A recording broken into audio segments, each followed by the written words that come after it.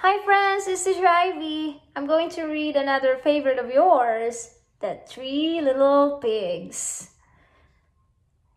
This story again has lots of words but few pictures, so we're going to practice patience and listening well. Can you do that? Okay, let's do it. The three little pigs were all pink and plump, and they all had curly, whirly tails. When it was time for them to make their way in the world, their mother gave them a piece of advice. "Look after yourselves," she said, "and whatever you do, keep out of the way of the big, bad wolf."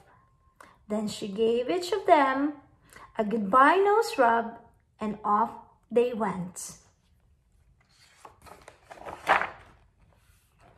The first little pig scampered along until he came to a pile of straw. "Aha!" thought the first little pig. "This straw is just what I need to build myself a cozy little house."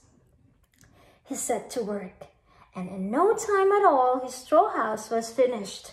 He was just putting the finishing touches on it when who should come along but the big, bad wolf.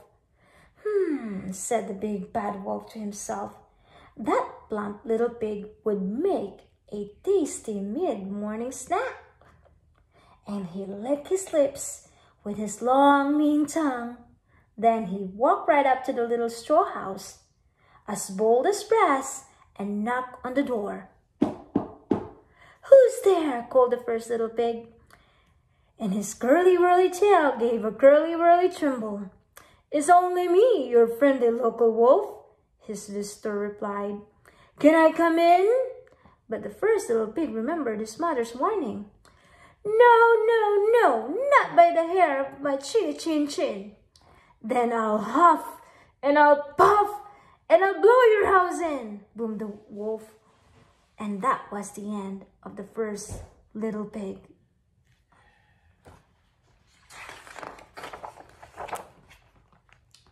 The second little pig scampered along until he came to a pile of sticks. "Aha!" thought the second little pig.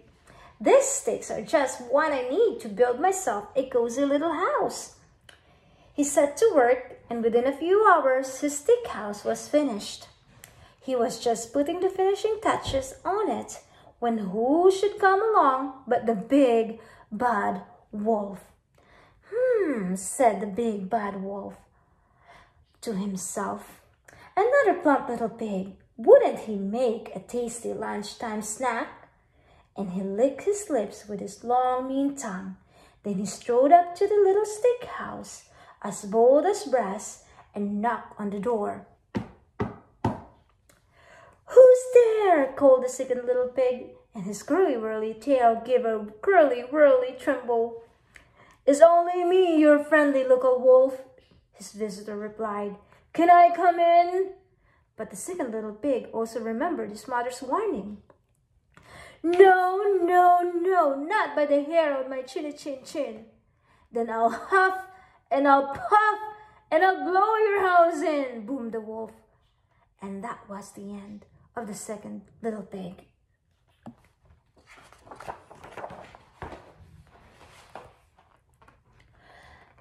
You are probably beginning to wonder what the third little pig was up to. Well, he didn't scamper off quite as quickly as his brothers. In fact, he sauntered along quite slowly, picking up a useful thing here and a useful thing there. By the end of the morning, he had found a stack of bricks, a stack of roof tiles, some planks of wood, a box of tools, and a big red cooking pot. The third little pig sat down for a while and made a plan. Then he set to work. First, he dug a foundation for his house. Next, he laid the bricks. Then he sewed up the planks of wood to make a door and windows with shutters and rafters for the roof. Finally, he laid the roof tiles. The third little pig stepped back to check his work. "Not bad," he thought to himself. but I'm hungry. I'll put the pot on the fire and make some supper." Soon, a long plume of smoke could be seen rising from the house of the third little pig.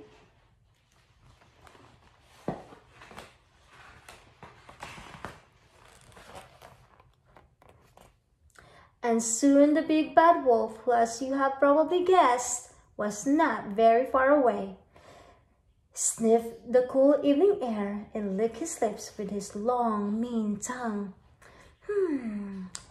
The wolf said to himself, "This must be my lucky day. Yet another plump little pig waiting for a visit from his friendly local wolf. I think it's time for a little early evening snack." And the big bad wolf came striding up to the door of the little brick house and called out, little pig, may I come in?" But the third little pig's curly-whirly tail went completely straight with alarm, and he knew at once that whoever was at the other side of the door meant trouble. "No, you may not," he said. "Then I'll huff and I'll puff and I'll blow your house in," boomed the big bad wolf.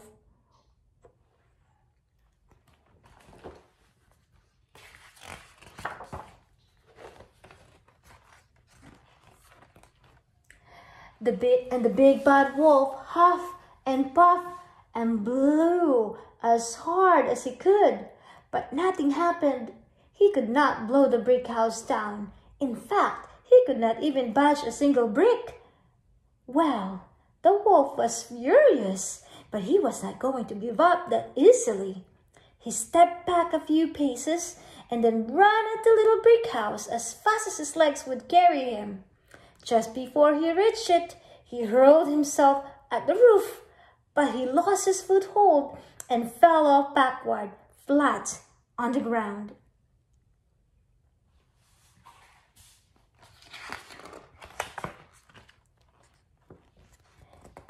Inside the little brick house, the third little pig put a big pot of water on the fire, whistling merrily as he worked. Of course, this made the wolf even angrier. He took a few more paces back and then took another flying leap at the roof of the house. But his claws slipped on the shiny new tiles, and this time he tumbled head first on the ground. Inside, the third little pig whistled merrily as the pot of water started to bubble and boil. By now, the wolf was in a towering rage, but he had to wait a bit to get his breath back. When he had recovered, he charged at the little brick house and leaped toward the roof. This time, he made it. He gave a roar of triumph. Then he plunged down the chimney and fell right into the cooking pot. And that was the end of the big bad wolf. The next day, the third little pig put up a sign which said, "Pigs are welcome, wolves are not. Visiting wolves will be put in the pot." The third little pig had a long and happy life, and he was never troubled by wolves again. The end.